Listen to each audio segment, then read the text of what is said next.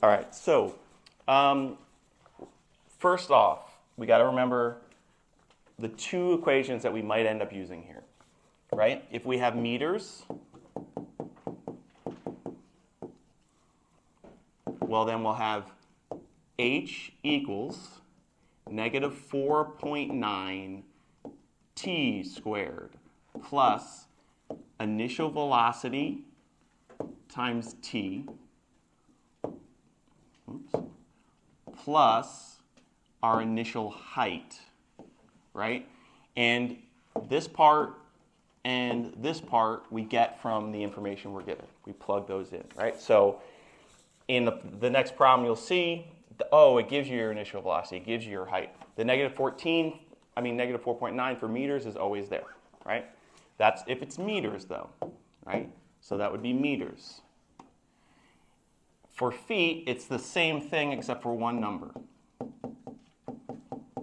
It would be, h equals negative 16 t squared plus initial velocity times t plus initial height. Again, we would get this and this given to us in the equation. And the first thing we always want to do with any of these equations, before we even answer the questions or look at the questions that they want us to answer, is write ourselves an equation, because we know that's what we're going to need to answer the questions. So let's write the equation. So you got to know which one to write. So if we're looking at this problem, it says a baseball is hit with an initial velocity of 25 feet per second from a height of 5 feet. So it tells you right there which one we're going to use. Which one we're going to use? Feet, right? It says feet twice, here and here. So we're going to use that one. So I say, okay, h equals negative 16 t squared plus, okay, to do the rest of this, I need more information. I need my initial velocity and I need my height. A lot of times it'll say it in kind of a not straightforward way, like it won't just say the word height, it'll say, oh, you left from the ground, and you have to know what that means. This problem was designed, it's just gonna list it for you, right? It tells you my initial velocity is what? 25 feet per second, right? And then it also says it's from a height of 5 feet. So these will be plugged right in, right? So our equation is 25t plus 5, okay?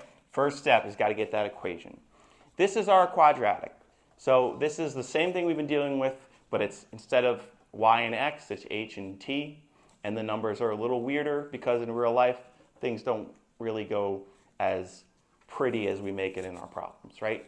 The real world, to get a projectile to actually go the way you want it to go, you're going to have some kind of gnarlier numbers, right? But that's okay. It's the same process, just different numbers than we're used to. Okay, the next thing says, label the quadratic for this situation using the graph below, right? Well, we don't know a lot yet, but we can label the parts that we know are going to happen, and maybe we'll put in values later.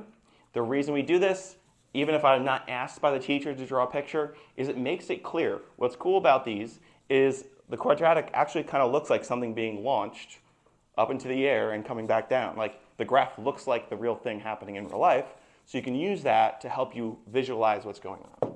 So, first thing I know is this is where it what? It begins. This is the start, right? And I know something about that from the problem. What did they say? Initial velocity. Well, that's the initial speed, but what's the initial starting point? Remember, this is my t, and this is my h. Oh, it's 0, 5. So it would be times 0, that's your start, height of 5. So I can say, oh, this is the 0.05. That's my initial time, nothing, because time hasn't started yet. And my initial height is 5. Okay? And then this thing gets launched, it goes, and then it hits its point where it starts going back down.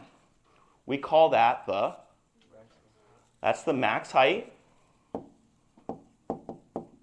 And what is that in a parabola? That's our vertex, right? We know that that's our vertex, which is usually an x, y, but in our case, it'll be a th, meaning the time when it's at the max height and the height when it's at the max height, right? So which value would actually be the thing that we want if we were asked that question, t or h? T is the time, but if it says, hey, how high did this thing get? The height, right? The max height is this part, right? Just like when we did our max values for parabolas, we talked about the y value, right? How high did it get? We would return the y value. Now we're returning the h value, right? So the max height is the h value, okay? Okay, so then this thing starts going down, and then it hits here. What happened here at this last point? It hit the ground. Hit the ground. Okay, well, we don't know how much time went by, right, at this point. But we do know it hit the ground, which means we do know its height. What's the height there? 0, right? If it's on the ground, it doesn't have a height other than 0, right? So this is all stuff we know before we even look at the question, before we even look at the problem, right? And we can use this to help us. Now, there's one other thing I want to talk about. What about this point? Because with parabolas, we usually talk about 2 x-intercepts. But, because that's what this is, right? This is an x-intercept. But what's funny about this one? Right. Remember that now we're talking in terms of time and height. And that is on the other side of the axis, meaning this would be negative time, right? Which is impossible. You can't have negative time.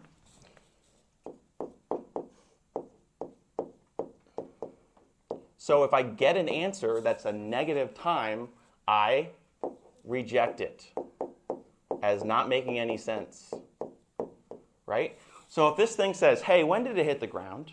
And you find your x-intercepts, and you get 2 of them, right? And you don't know which one is the right answer, get rid of the negative one because it doesn't make any sense, okay? Now, in any of these problems, they're going to ask you for h or t. They're going to say, hey, what was the height? Or when. They'll say, when did something happen? When you're saying when, you're talking about time, right?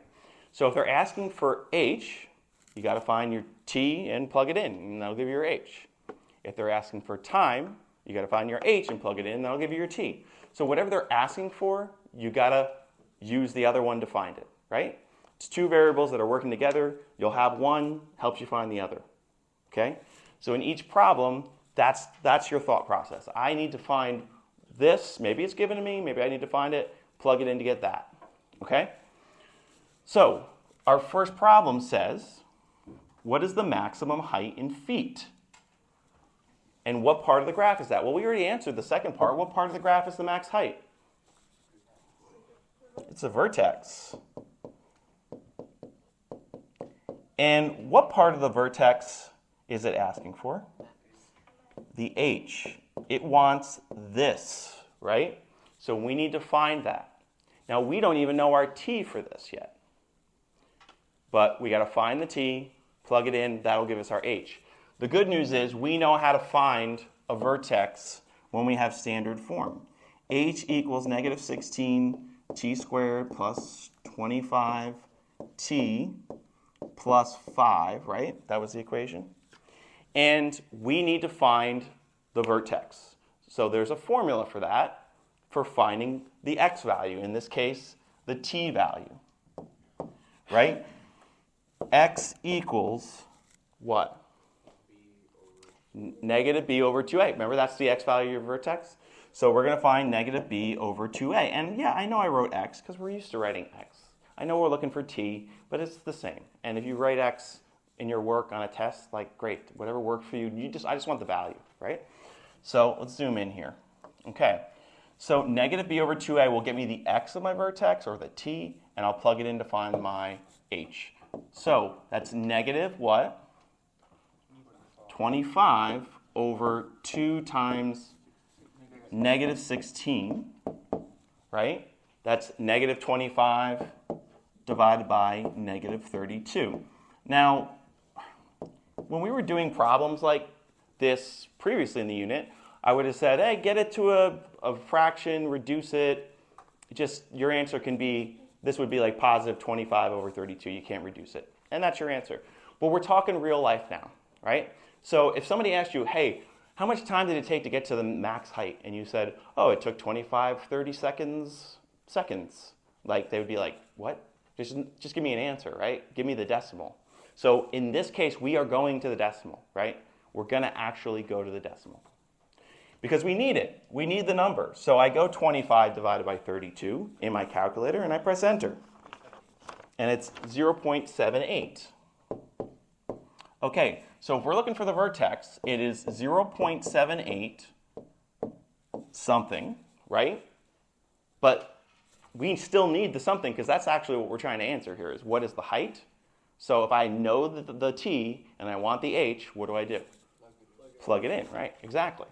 So I'll say, okay, let's find our h when t is that. So h equals negative 16 t squared. Wait, not t squared. We know our t now. Oh, yeah.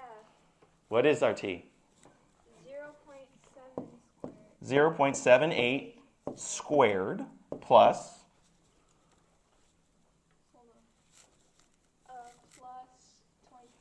Plus 25 times 0.78 plus 5. plus 5. All we did is we took the t that we found and we plugged it in, right? And that's going to give us the h. And yeah, you just put that in your calculator all at once. 16 parentheses 0.78 squared plus 25 parentheses 0.78 plus 5. Enter. And you get what? 14, we'll just say 14.8. Okay? And what are we looking for again?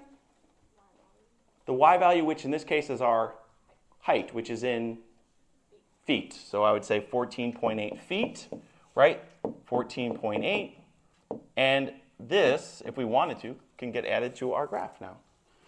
This vertex right here is 0.78, 14.8, and we know our max height. Our max height is 14.8. That's how high this gets. Yes, question? I just put 14.8 as the vertex. Would that be like a test? Well, it's not. I don't call it the vertex, because the vertex is an x and a y, or a t and an h. If you put 14.8 and told me it's the max height, that's fine. I don't need to know the vertex here. I need to know the max height. We need the vertex to get the max height. But if your only answer is 14.8, that's the max height. 14.8 feet. That's correct. That would be correct. Yeah. All right, so that in that case, they wanted the height. They wanted the h. So we found a t and we plugged it in. But maybe they'll give us the height and they want the t, right? And that's the next problem. That's the next typical problem. It says, after how many seconds does the ball hit the ground, right? What part of the graph is that? Well, we already said when it hits the ground, that's our what? That's an x-intercept, right? So it's good to keep that in the back of our mind. That's what we're looking for. But really, all we're doing is finding t when h is something. What is, when the ball hits the ground, h is what? 0. So I'm plugging one in to find the other. That's all I'm doing. I say 0 equals negative 16 t squared plus 25 t plus 5. Right? Now, here's the thing. How do I find a variable in a quadratic when it's equal to 0? The quadratic formula, right? We know how to do this. The numbers are going to be weird, but we know how to do it, right? So I say, okay, t or x equals negative b. So that's negative 25 plus or minus the square root of 25 squared minus 4. Our A is negative 16. Our C is 5. All over 2 times our A of negative 16. And this is going to look crazy, but you have your calculator, right? We simplify this a little bit before we start with our calculator. We say that's negative 25 plus or minus the square root of whatever that number is, we'll find it in a second, all over negative 32. Okay, if you put that in your calculator, 25 squared minus 4 times negative 16 times 5, be careful. I got 945. I have the wrong paper in my hand. I don't know. I got 945. Just be careful when you put it in. 940. All right, so now remember I said if somebody asked you this question, you wouldn't just give them a weird answer, right? So we actually have the answers here, but think about if somebody asked you this question. They said, hey, when did the ball hit the ground? And you said, oh, it hits the ground at negative 25 plus or minus the square root of 945 divided by negative 32. Your friend would be like, we're not friends anymore, right? I don't want that answer, right? So we want real answers. In order to get real answers, question? Isn't it like 0.78 plus or minus? No, and that's a common confusion. What did we find here? The max height, right? What are we finding here? An X-intercept. What we found up here was this point. What we're finding down here is this point. Totally different numbers, right? So we got to solve this thinking a different way. Yes? You just do the equation, both minus 25, and then minus, or plus minus 25. Well, careful. Where's our plus or minus? In between 25 and Right. So yeah, maybe I just misheard. I thought you were saying to flip the 25. Yeah, so we got to remember what a plus or minus tells us. A plus or minus tells us plus or minus, two different things, right? So we pull this apart, and we say, well, that means t equals negative 25 plus the square root of 945 divided by negative 32, or t equals negative 25 minus the square root of 945 divided by negative 32. And one of those answers will be the right answer, and one of them will be rejected. Okay? You put them in your calculator. Question? Okay. You put them in your calculator. Now, when you put them in your calculator, what I suggest is just do it all at once. How could you do it all at once? You put parentheses around this part, right? And then divide by negative 32. So don't do, okay, negative 25 plus square, or let me just do the square root first, and then I'll add that, and then I'll divide. Just put it all at once. Negative 25 plus the square root of 945 in parentheses divided by negative 32.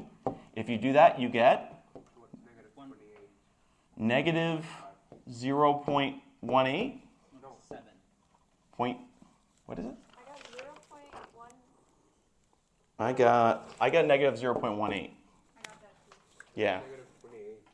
Wait, but This is why did you do this piece by piece or all at once? Because there's some rounding that happens if you do it piece by piece, and that'll get your answer off a little bit. hold on, let me try it. Okay, while you do that, I'm going to talk about the other answer. The other answer is 1.7. Okay? Now, what did we find here? We were trying to find when. They said when. And when is measured in this case in what?